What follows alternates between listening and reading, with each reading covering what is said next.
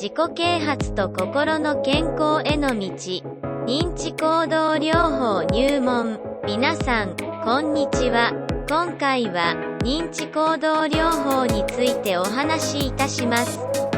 認知行動療法は心の健康にとって非常に有益なアプローチですので、ぜひ最後までご覧ください。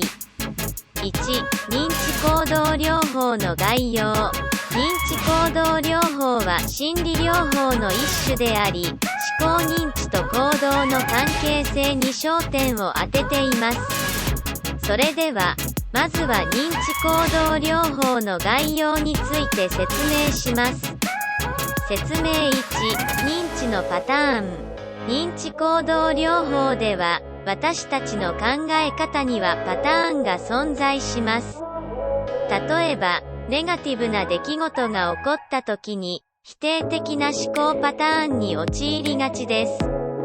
自分自身や他人、世界に対してネガティブな視点を持ち、その結果、不安やうつ症状が現れることがあります。このようなネガティブな思考パターンは、自己批判、過度の一般化、過大評価などが含まれます。例えば、自分は何をやってもダメだというような思考は、自己批判的なパターンです。このような思考パターンが長期間続くと、心の健康に悪影響を及ぼす可能性があります。説明2、認知の歪み。認知行動療法では、認知の歪みという概念も重要です。私たちは、現実を客観的に捉えるのではなく、フィルターや誤った解釈を通じて見ていることがあります。このような認知の歪みが起こると、現実と異なる思い込みや判断をしてしまい、心の健康に影響を与えることがあります。例えば、他人は私を嫌っているに違いないという思考は、心理学的には他者の過度の評価と呼ばれる認知の歪みです。このような思考パターンに固執することで、人間関係や自己評価に問題を引き起こす可能性があります。認知のパターンと認知の歪みは、認知行動療法において重要な要素となります。それぞれが心の健康にどのような影響を与えるかを理解することで、自己変容や問題解決へのアプローチを行うことができるのです。2、認知行動療法の具体的な手法。それでは、認知行動療法で使われる具体的な手法についてご紹介しましょう。これらの手法は、認知のパターンや認知の歪みを改善し、より健康的な思考と行動を促すために用いられます。手法1、自己観察。自己観察は認知行動療法の重要なスキルの一つです。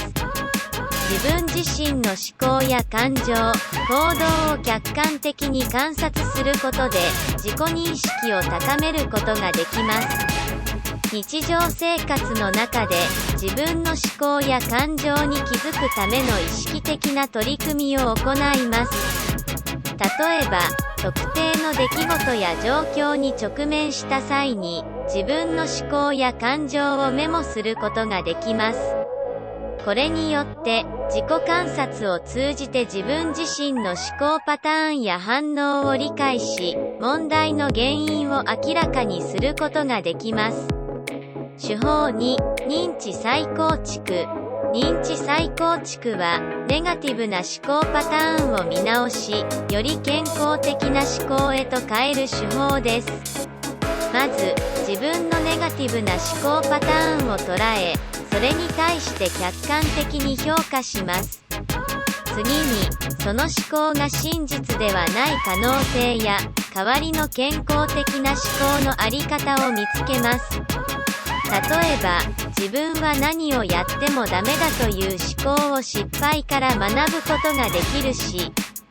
成長する機会でもあるといったより建設的な思考に変えることができます。手法3、行動実験。行動実験は、新しい行動を試みることで、自分の思考や感情に対する新しい経験を積む手法です。自分が特定の思考や信念に固執している場合、それに反する行動を意図的に選択してみます。例えば、社交不安がある場合には、新しい人との会話を試みたり、自分の快速を追求するために新しい趣味に挑戦したりすることがあります。これによって新たな経験や成功体験を通じて自己制限やネガティブな思考を打破し、健康的な行動へと導くことができます。以上が認知行動療法の具体的な手法です。自己観察、認知再構築、行動実験などを取り入れることで、より健康的な思考と行動を身につけることができるのです。3. 認知行動療法の実践例。では、実際のケースを通じて、認知行動療法の効果を見てみましょう。実践例1、社交不安症。社交不安症の人に認知行動療法を適用する場合、自己観察や認知再構築、行動実験などの手法を活用して不安を軽減することができます。まず、自己観察を通じてどのような思考や感情が社交不安のトリガーとなっているのかを把握します。その後、ネガティブな思考パターンを見つけ出し、それに対して認知再構築を行います。例えば、他人に嫌われるのではないかという思考を自分は他人に受け入れられる価値があるというより、健康的な思考に変えることができます。さらに、行動実験を通じて新しい行動を試みます。例えば、少しずつ社交的な場面に自分をさらすことで、他人とのコミュニケーションがうまくいくことや、自分の不安が過大評価されていたことを実感することができます。これによって、徐々に自己制限や不安を克服し社交不安症の症状を軽減していくことができるのです。実践例に、うつ病。うつ病の人には、ネガティブな自己評価や希望の喪失といった認知の歪みが見られることがあります。認知行動療法では、これらの認知の歪みを正確に再評価し、ポジティブな思考や行動へと導くことが目指されます。まず、自己観察を通じて、自己評価や思考パターンに関する認知の歪みを特定します。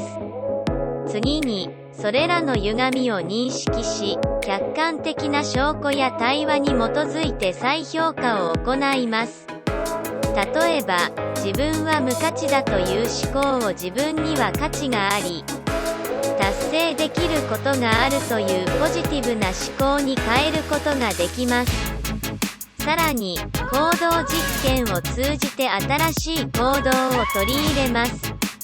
例えば、楽しみや興味を持つ活動に積極的に参加することで、自己肯定感を高めたり、喜びを見つけたりすることができます。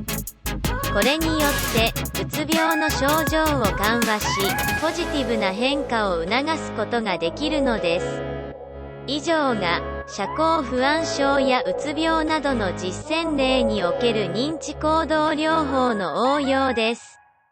自己観察、認知再構築、行動実験などを通じて、心の健康をサポートする方法です。